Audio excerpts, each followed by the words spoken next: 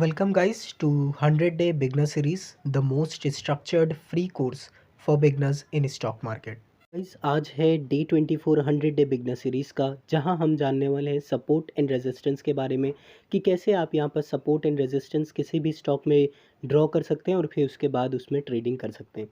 तो जल्दी से इस वीडियो को शुरू करते हैं और इस वीडियो में आगे बढ़ते हैं। तो सबसे पहले मैं यहाँ पर basic definition support and resistance की बता चुका हूँ पहले ही वीडियो में, बट स्टिल एक बार हम रिकैप करने के लिए यहाँ पर फिर से मैं आपको बता देता हूँ। सपोर्ट वो लेवल होता है जहाँ से स्टॉक वहाँ पे फिर से ऊपर जाता है। मतलब हम देखते हैं कि जब स्टॉक गिरते रहता है तो वो अपने सपोर्ट पे वहाँ पर थोड़ा दिन रुकता है और फिर उसके बाद वो वापस से ऊपर चला जाता है। जैसे कि यहाँ पर आपके सामने कुछ लेवल्स है, जैसे कि ये देख सकते हैं, ये गेल का सपोर्ट का रीजन है और यहाँ से आप देखेंगे इसके नीचे प्राइस नहीं जा पा रही है।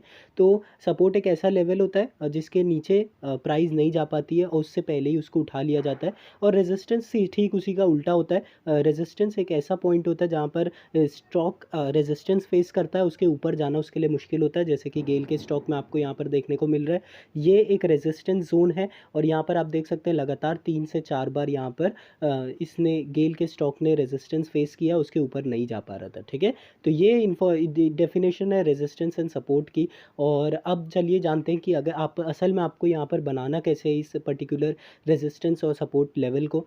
तो समझ लीजिए, अब मैं यहाँ पर आपको खोल के दिखा देता हूँ कोई भी स्टॉक का। चलिए यहाँ पर आ चुका है सीएट जेके पेपर, किसी में भी हम यहाँ पर खोल लेते हैं। तो सबसे पहली चीज़ आपको यहाँ पर देखनी है वो ये है कि अगर आप यहाँ पे डेली टाइम फ्रेम पर अगर आप ट्रेड करते हैं, आप ट्रेड लेते हैं, तो आपको अगर सपोर्ट एंड रेजिस्टेंस बनाना है तो आपको एक टाइम फ्रेम बढ़ाना होगा, फिर आपको वीकली टाइम फ्रेम पे शिफ्ट करना होगा।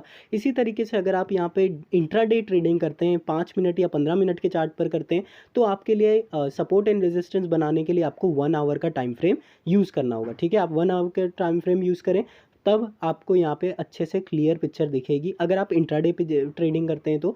और अगर आप यहाँ पे स्विंग ट्रेडिंग करते हैं जिसमें आप डेली टाइम फ्रेम का यूज़ करते हैं, तो अच्छा होगा कि आप वीकली टाइम फ्रेम पर शिफ्ट कर लें और फिर वहाँ पर सपोर्ट एंड रेजिस्टेंस ड्रॉ करें। तो अब यहाँ पे आपने समझ लीजिए वीकली टाइम फ्रेम को खोल लिया। अब यहाँ पे कैसे बनाना है, तो आपको थोड़ा सा जूम आउट करना है यहाँ पे चार्ट को, और अब एक आपको सेलेक्ट करनी है यहाँ पर ड्राइंग में जाकर, यहाँ पे आपको हॉरिजॉन्टल रे करके एक यहाँ पे ड्राइंग दिखेगी, उसको सेलेक्ट कर लेना है। अब ये आपको कहाँ पे बनानी है, आपको बहुत देखिए एक ऐसा पॉइंट आपको देखने को मिलेगा जिसके नीचे स्टॉक नहीं जा पाता है। जैसे कि यहाँ पर आप देख सकते हैं यहीं से इसने सपोर्ट लिया है, तो हम यहाँ पे पहली जो हमारी हॉरिजॉन्टल रे है वो खींच लेंगे।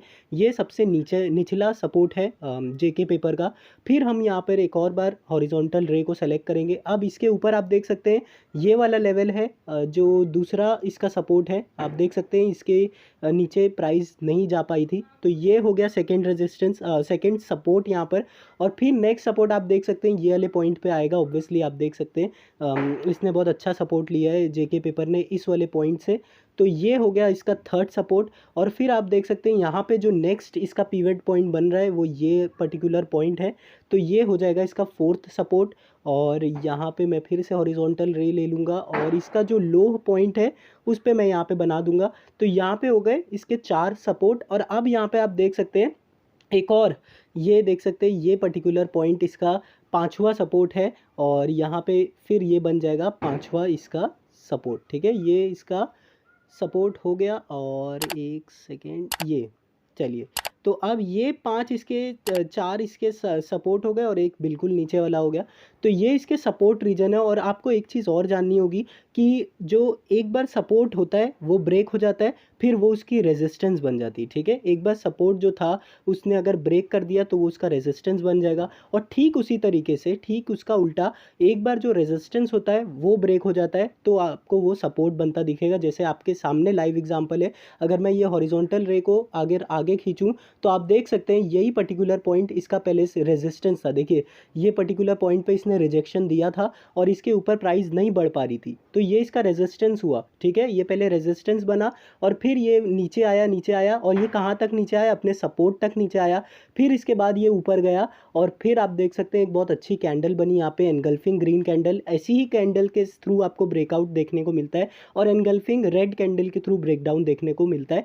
तो यहाँ पे आप देख सकते हैं बहुत अच्छी कैंडल मिली और हमारा जो रेजिस्टेंस था यहाँ पर उसको ब्रेक कर दिया। और अब जैसे ही इस रेजिस्टेंस को ये ब्रेक करेगा, अब ये रेजिस्टेंस का जो लेवल था अब वो नेक्स्ट सपोर्ट बन जाएगा। और उसके बाद आप देख सकते हैं यहाँ पर उसने वहीं से सपोर्ट लिया है और फिर उसके बाद हमको एक अच्छा अप मूव देखने को मिला। ठीक है, तो आपको इस तरीके से याद कर सकते हैं कि एक बार जो रेजिस्टेंस होता है वो आगे चल के आपका सपोर्ट बन जाता है, उसी तरीके से एक बार अगर सपोर्ट टूट जाता है फिर वो आगे चलकर रेजिस्टेंस भी बन जाता है। ठीक है, आप देख सकते हैं आप इसने यहाँ से सपोर्ट लिया है और तकरीबन तकरीबन यही इसका पहले रेजिस्टेंस भी रहा था, देख सकते हैं इसके ऊपर नहीं जा पा रहा था। तो इस तरीके से इसका पहले रेजिस्टेंस था, उसके बाद यही जो लेवल था वो एक सपोर्ट की तरह एक्ट करने लगा बाद में, जैसे ही वो सब रेजिस्टेंस ब्रेक हुआ तो। ठीक है, तो इस तरीके से आप काफ़ी आसानी से किसी भी स्टॉक का यहाँ पर बना सकते हैं सपोर्ट और रेजिस्टेंस का पॉइंट, पिवट पॉइंट। और इसमें आपको एक चीज़ और याद रखनी होगी, टाइम फ्रेम के अलावा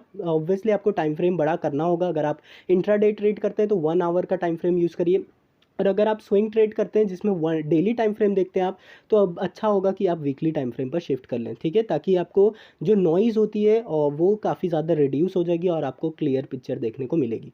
अब एक और चीज़ है, जो सपोर्ट और रेजिस्टेंस होते हैं वो कभी भी एक पर्टिकुलर लेवल नहीं होता। जैसे मैंने यहाँ पे खींच तो दी है 268.70 पे, बट ज़रूरी नहीं कि मैं स्टॉक बिल्कुल यहीं से आके सपोर्ट लेगा, ऐसा नहीं है।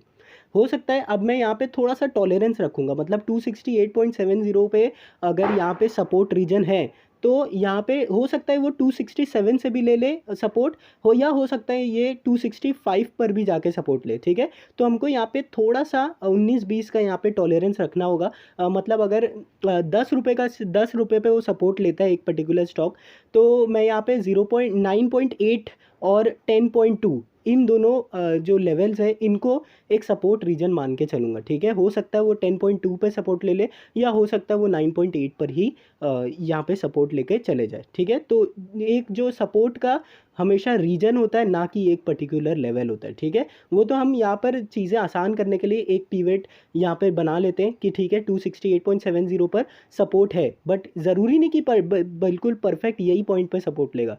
वो थोड़ा सा 19-20 पर सपोर्ट ले सकता है, क्योंकि सपोर्ट एक रीजन होता है, ना कि एक पर्टिकुलर पॉइंट। ठीक है, तो यही कुछ बताना था सपोर्ट एंड रेजिस्टेंस के बारे में। अब आज के अगर टास्क की बात करें तो आपको जाना है यहाँ पर हमारा जो निफ्टी का चार्ट है, निफ्टी के सबसे इम्पोर्टेंट स्टॉक के अंदर जाना है। रिलायंस के स्टॉक में आपको यहाँ पर वीकली टाइम फ्रेम पर जिस तरीके से मैंने यहाँ पर आपको ये बनाया सपोर्ट एंड रेजिस्टेंस के पॉइंट, उसी तरीके से आपको रिलायंस के स्टॉक में भी बनाना है सपोर्ट का जो पिवट्स है। और ये आज का आपका टास्क है, बिल्कुल आसान होगा। और आपको यहाँ पर बनाना है बिल्कुल यहाँ से, ठीक है, जहाँ से उसने फर्स्ट सपोर्ट लिया वहाँ से जितने भी इसने सपोर्ट्स लिए उसको आपको यहाँ पर ड्रॉ करना, ये आज का आपका टास्क है। ठीक है, तो उम्मीद करता हूँ आपको कुछ न्यू सीखने को मिला हो। अगर वीडियो पसंद आए तो प्लीज़ इस वीडियो को लाइक करें और चैनल को सब्सक्राइब करें और ट्रेड करते रहें, प्रॉफिट बनाते रहें। Thank you.